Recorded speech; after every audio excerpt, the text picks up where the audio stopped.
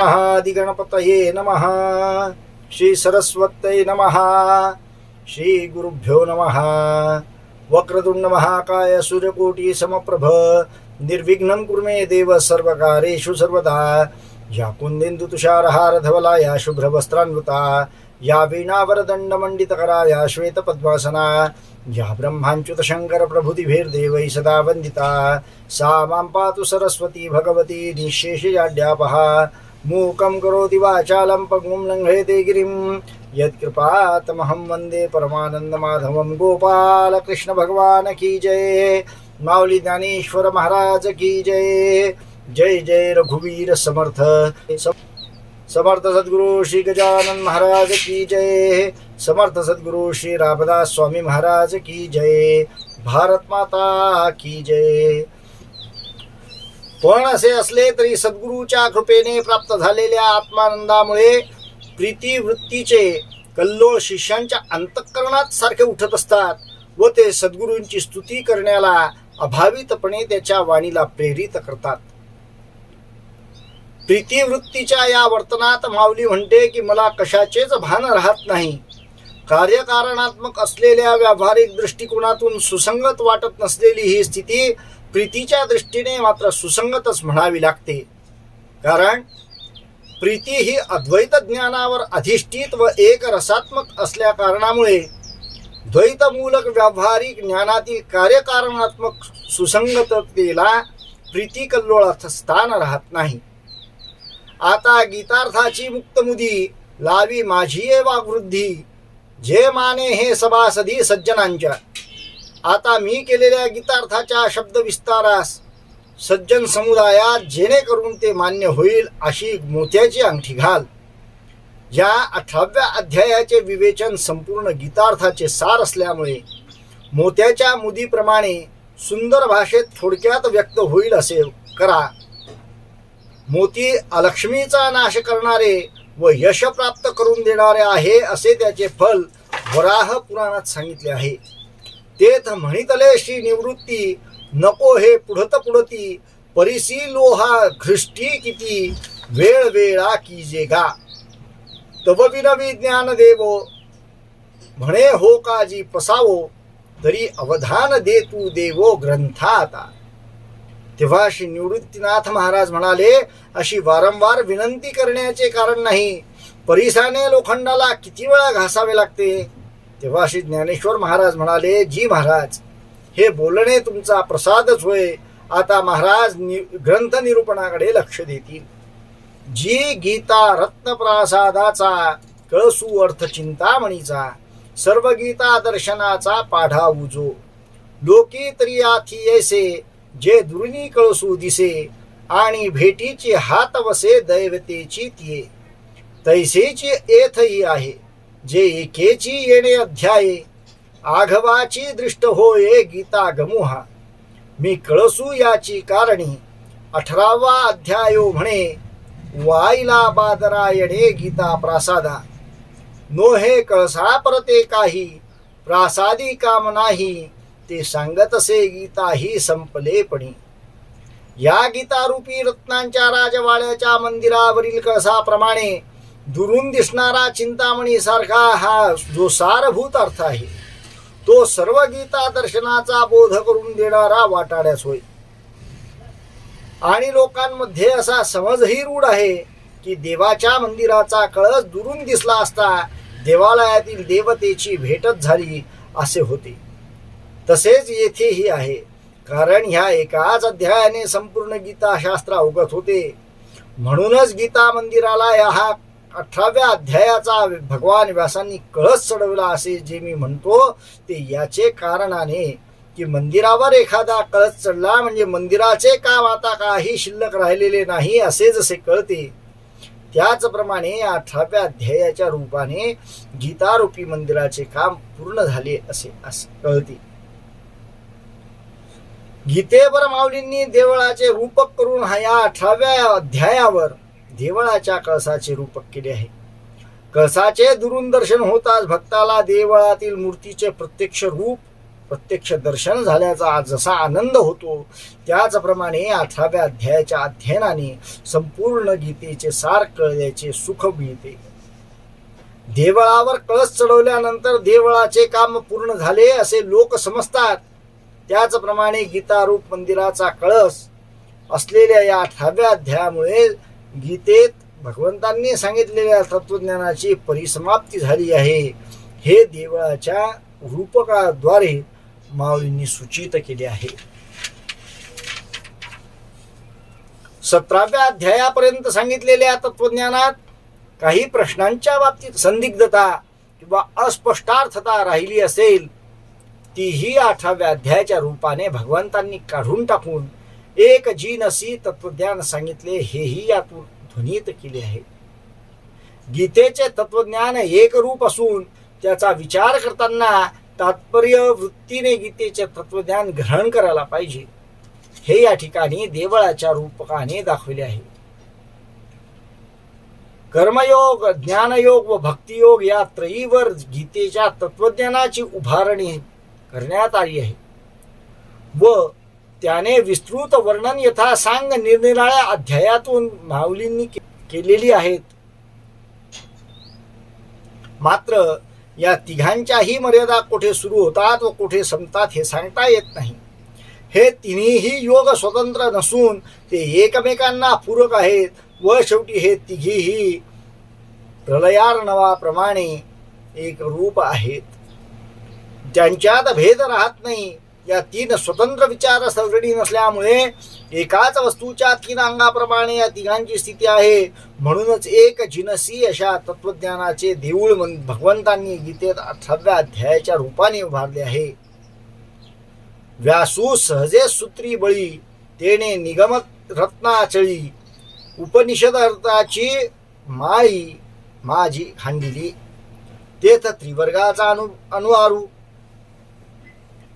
आडवू निघाला तो अपारू, तो महाभारत प्राकारू भोवता केला, माझी आत्मज्ञानाचे एकवट, जळवाडे झाडूनी चोखट, घडिले पार्थ वैकुंठ संवाद कुसरी, निवृत्ती सूत्र सोडवणिया, सर्व शास्त्रार्थ पुरवणिया, आओ साधिला मांडणीया मोक्ष रेखेचा, ऐसेने करिता उभारा 15 अध्यायात 15, भूमी निर्वाळलिया पुरा प्रासादू जाहला. उपरी 16वा अध्यायो तो ग्रीवे घंटेचा आवो, सप्तदशू तोची ठावो पडघाणीये, तयाही वरी अष्टादशू, तो अपैसा पांडला कळसू, उपरी गीतादिकी व्यासू ध्वज लागला. म्हणून मागील जे अध्याय ते चढते भूमीचे आय, तयांचे पुरे दाविता हे आपुल्या अंगी, जाल या कामा नाही चोरी, ते कळसे होय उजरी, तेवी अष्टादशू विवरी साध्यंत गीता, ऐसा व्यासे विंदाणीये, गीता प्रसादू जोडणीये, आणुनी राखिले प्राणीये नाना परी. व्यास हे मुळातच मोठे कारागीर होते. त्यांनी वेदरूप रत्नांच्या पर्वतावर उपनिषद रूपी माळ जमिनीमध्ये खणती लावली. त्या खणण्यात धर्म, अर्थ व काम या त्रिविध पुरुषार्थ रूपी ज्या पुष्कळशा चारा चुरा व दगडधोंडा निघाला, त्यांचा त्या भोवती त्यांनी महाभारत रूपी मोठा परकोट बांधला. खणतीत निघालेल्या आत्मज्ञान रूपी अखंड दगडाला साफसूप करून त्याचा श्रीकृष्ण व अर्जुन यांचा संवाद रूपी चांगला चिरा तयार केला. वैराग्य रूपी दोरी लावून आणि सर्व शास्त्रांच्या अर्थांची भर घालून त्या चिराच्या मांडणीने मोक्षाच्या स्वरूपाचा आकार साधला. अशा रीतीने बांधकाम चढता चढता 15 दिवसापर्यंत मोक्ष 15 थर पुरे होऊन गीता रूपी मंदिर रूप झाले. वरती 16वा अध्याय हा मंदिराच्या गळमण्याचा घाट असून 17वा अध्याय जो आहे तोच कळसाशी बैठक होय. त्यावरही 18वा अध्याय सहजच कळस बांधला असून वर गीतादी शास्त्रामुळे भगवान व्यास ध्वज झालेत. म्हणून मागील अध्याय चढत्या कामाच्या स्वरूप भूमिका दाखवणारे आहेत. व हा 18वा अध्याय त्या सर्वांची पूर्ती झाली हे दाखवित आहे. झालेल्या मंदिराच्या कामात काहीही त्रुटी राहिली नाही हेच त्या कळस बसविल्याने स्पष्ट होते. याप्रमाणे 18व्या अध्यायाच्या विवरणाने गीता संपूर्ण झाली आहे. याप्रमाणे व्यासांनी मोठ्या कौशल्याने गीतारूपी मंदिराची जोडणी करून नाना प्रकारांनी प्राण्यांना संसार दुःखातून मुक्त केले.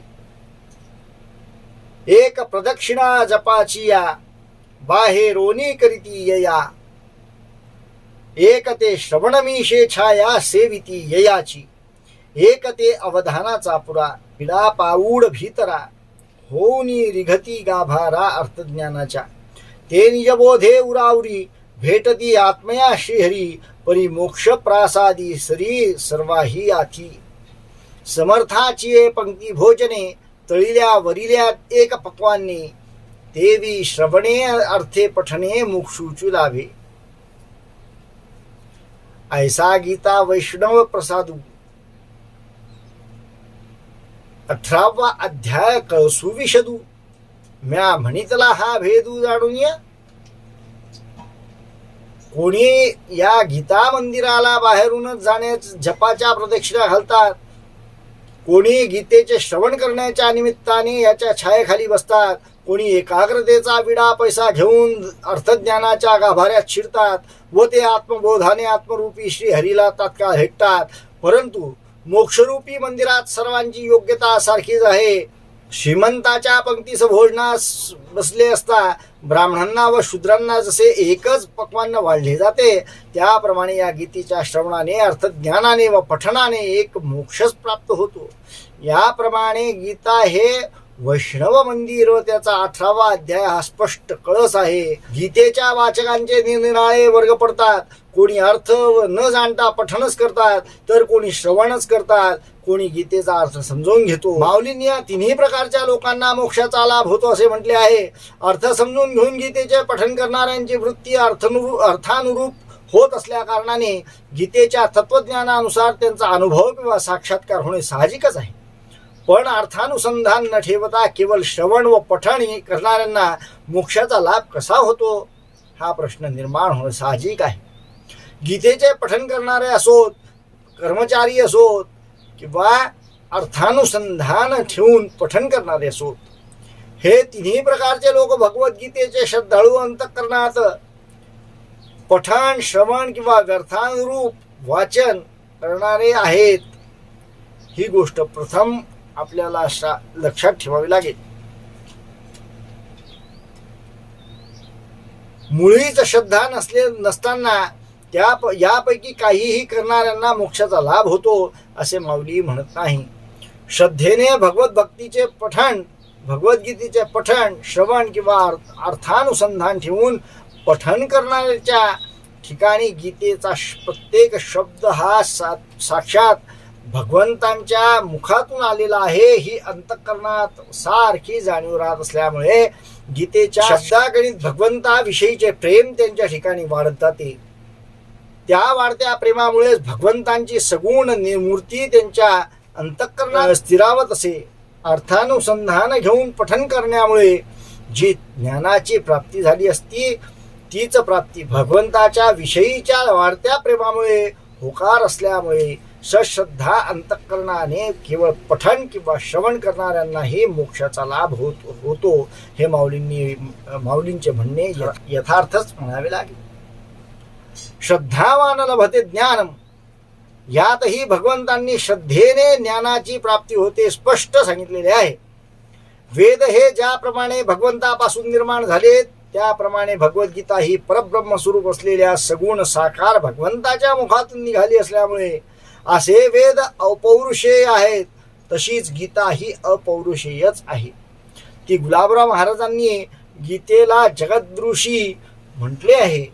वेदातील प्रत्येक शब्दाला जसे मंत्रत्व आहे त्याचप्रमाणे गीता ही एक मंत्ररूपच आहे. आत्मा अवतरिते मंत्र हा असे माऊलींनी ही गीतेविषयी 15व्या अध्यायात म्हटले आहे. मंत्राचा अर्थ कळला न कळला तरी त्याच्या उच्चाराने देखील ज्याप्रमाणे चित्तशुद्धी होते त्याप्रमाणेच भगवद्गीतेच्या पाठाने अर्थ न कळताही शुद्ध होऊन अंतःकरण भगवत अनुग्रहाला पात्र होते. वेदातील प्रत्येक शब्दाला जसे मंत्रत्व आहे त्याप्रमाणे गीता ही मंत्ररूपच आहे. आत्मा अवतरिते मंत्र असे माऊलींनीही गीतेविषयी 15व्या अध्यायात म्हटले आहे. मंत्राचा अर्थ कळला न कळला तरी त्यांच्या उच्चाराने देखील ज्याप्रमाणे चित्तशुद्धी होते त्याप्रमाणेच भगवद्गीतेच्या पाठाने अर्थ न कळताही चित्तशुद्ध होऊन अंतःकरण भगवत अनुग्रहाला पात्र होते. त्यातून ज्ञानाचा उदय होऊन साधकाला मोक्षाचा लाभ होतो. आता सप्तदशापाठी अध्याय कैसेनी उठी, तो संबंधू सांगो दिठी दिसे तैसा. का गंगा यमुना उदक, ओघ बगे वेगळीक, दावी होऊनी एक पाणीपणी. न मोडता दोन्ही आकार, घडिले एक शरीर, हे अर्धनारी नटेश्वर रूपी दिसे.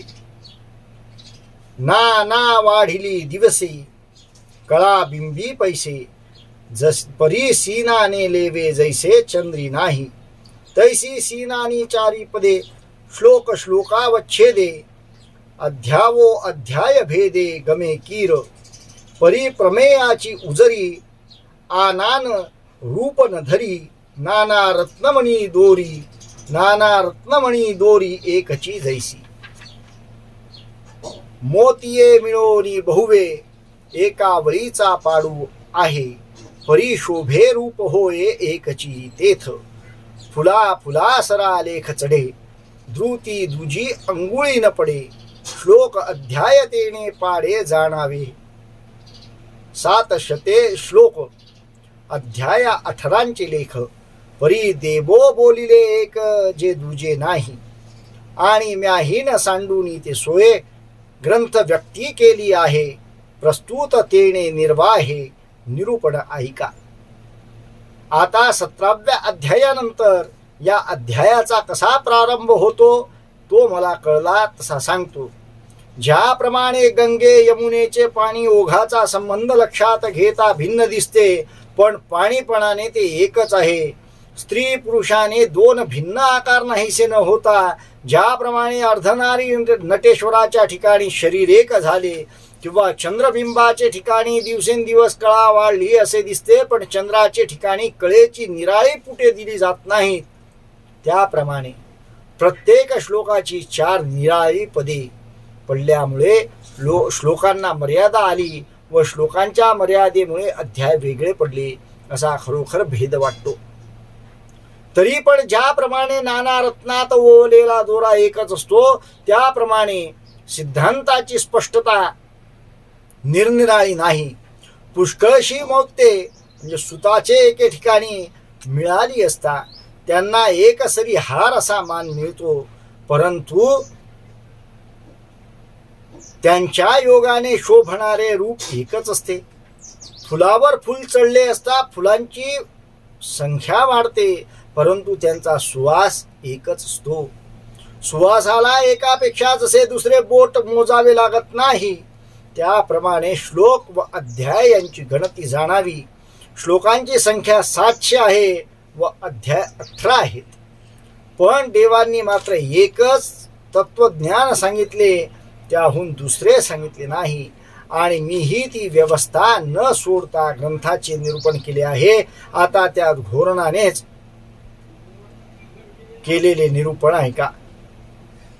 परी देव बोलिले एक जे दुजे नाही.